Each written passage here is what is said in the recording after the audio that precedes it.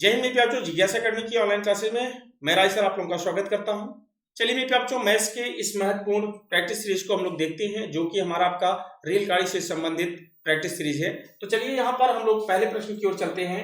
एक रेलगाड़ी 72 किलोमीटर प्रति घंटे की चाल से चल रही है, उसकी चाल मीटर प्रति सेकंड में ज्ञात कीजिए। तो मेरे प्यारे बच्चों, आप लोगों को मालूम है कि यदि किसी भी गाड़ी की या किसी भी व्यक्ति की चाल किलोमीटर प्रति घंटा में दिया गया हो, अगर उसको आपको मीटर प्रति सेकंड में कन्वर्ट करना है तो आप क्या करते हैं। तो मेरे बच्चों, आपको मालूम है कि भैया किलोमीटर प्रति घंटा, अगर मैं लिख दूं किलोमीटर प्रति घंटा, 1 किलोमीटर में क्या होता है, तो आप कहेंगे सर जी 1000 मीटर होता है, और 1 घंटे में भैया 3600 सेकेंड होते हैं। तो यहां पर ध्यान दीजिएगा, 2 जीरो 2 जीरो से, और 2 पच्चे 10, 2 18 में 36, 5/18 मीटर प्रति सेकेंड। तो कहने का मीन्स अगर किलोमीटर प्रति घंटे में हम 5/18 से गुना कर देंगे तो वह किस में बदल जाता है, तो आप कहेंगे मीटर प्रति सेकंड में बदल जाता है। तो वही चीज यहां पर हम लोग करेंगे, 72 गुने 5/18, तो भैया 18 चौक 72 और 4 पच्चे 20, अर्थात 20 मीटर प्रति सेकेंड। तो यहां पर आपका जो सही जवाब है वह क्या है, तो आप कहेंगे ऑप्शन बी जो है सर हमारा जो है यहाँ पर बिल्कुल राइट आंसर है। तो चलिए हम लोग चलते हैं अगले प्रश्न की ओर। अगला क्वेश्चन क्या कहता है, क्वेश्चन नंबर 2। एक रेलगाड़ी की लंबाई 150 मीटर है और उसकी चाल 54 किलोमीटर प्रति घंटा है। वह रेलवे पटरी के किनारे खड़े व्यक्ति को कितने समय में पार कर लेगी। तो मेरे प्यारे बच्चों, जब कोई रेलगाड़ी पटरी के किनारे खड़े किसी व्यक्ति को, किसी खंभे को या किसी पेड़ को पार करती है तो वह केवल अपनी लंबाई के बराबर दूरी तय करती है। तो यहां पर ध्यान दीजिएगा, रेलगाड़ी की लंबाई कितनी है, तो आप कहेंगे 150 मीटर सर दिया हुआ है। इसका मतलब है उसके द्वारा तय की गई दूरी कितनी है, तय की गई दूरी बराबर, तय की गई दूरी उसकी है 150 मीटर, ठीक है। और यहां पर उसकी चाल दिया गया है, उसकी चाल कितनी है, उसकी चाल है 54 किलोमीटर प्रति घंटा, ठीक है। अब यहां पर आप लोग ध्यान दीजिएगा, अब दूरी किसमें है, तो भैया ये मीटर में है, और चाल किसमें है, किलोमीटर प्रति घंटे में है। तो मेरे बच्चों, मैंने आप लोगों को पहले भी बता रखा है, जब तक इकाई समान नहीं होगी तब तक क्रिया संपन्न नहीं होगी।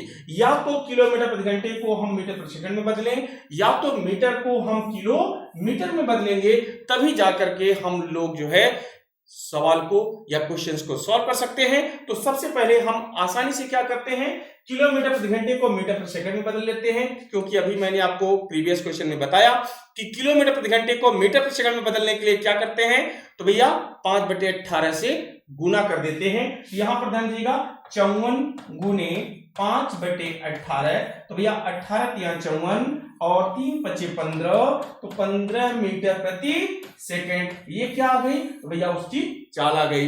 अब भैया यहाँ पर 150 मीटर की दूरी तय करना है, तो कितना समय लगेगा, तो भैया 150 बटे में 15, तो 15 दाम 150, अर्थात कितने सेकंड में, तो आप कहेंगे सर जी 10 सेकंड में वह उसको पार कर जाएगी। इसका मतलब यहां पर आपका ऑप्शन सी जो है वह बिल्कुल राइट आंसर हो जाता है, ठीक है। तो चलिए हम लोग चलते हैं अगले प्रश्न की ओर। अगला क्वेश्चन हमारा क्या कहता है, क्वेश्चन नंबर 3।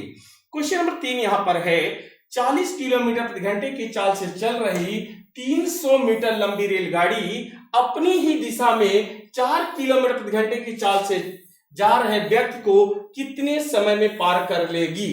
तो मेरे प्यारे बच्चों, अब आप सोचिए, जिस दिशा में ट्रेन जा रही है उसी दिशा में व्यक्ति भी जा रहा है, तो भाई यहां पर जो सापेक्षिक चाल होगी वह क्या हो जाएगी, घट जाएगी। जैसे सपोज दैट आप मान लीजिए कि अब भाई ट्रेन इस दिशा में जाने को तैयार है, ठीक है, इस दिशा में जा रही है, और उसी दिशा में व्यक्ति भी क्या कर रहा है, चहलकदमी करते हुए आगे की ओर जा रहा है।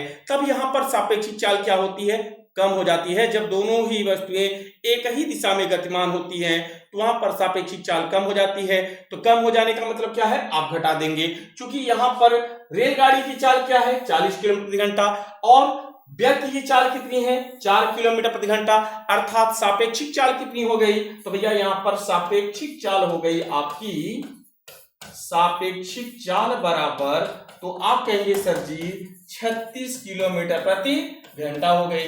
अब जो है, अब यहां पर ध्यान दीजिएगा, 300 मीटर लंबी रेलगाड़ी है, ठीक है, और वह किसको पार कर रही है, तो सबसे मजे की बात है कि वह किसको पार कर रही है, व्यक्ति को।